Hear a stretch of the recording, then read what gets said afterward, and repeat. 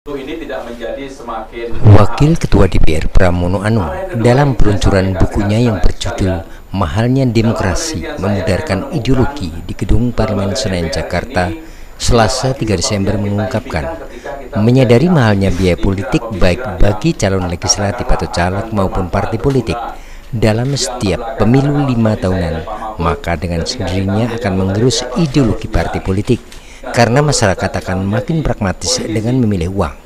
Karena itu DPR dan masyarakat harus terus mendorong terbentuknya aturan agar biaya politik itu murah. Wakil Ketua DPR dari PDI Perjuangan menyatakan salah satu penyebab biaya politik mahal yakni adanya sistem proporsional terbuka untuk suara terbanyak. Mengapa? Karena masing-masing caleg di internal partai dan antar partai akan terjadi persaingan yang tajam, sehingga memerlukan dana tidak kecil jika ditotal mencapai puluhan miliar. Selain itu, ditambah lagi motivasi menjadi anggota DPR didominasi untuk meraih kekuasaan dan ekonomi.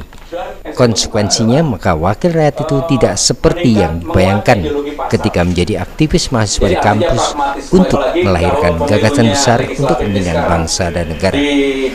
Menurut politisi PDI Perjuangan ini, paling rendah biaya politik caleg mencapai sebesar 300 juta sampai 400 juta. Pengurus partai bisa menghabiskan 800 juta hingga 1 miliar rupiah. TNI Polri menghabiskan 800 juta hingga 1,2 miliar. Pengusaha menghabiskan 1,5 miliar sampai 6 miliar rupiah.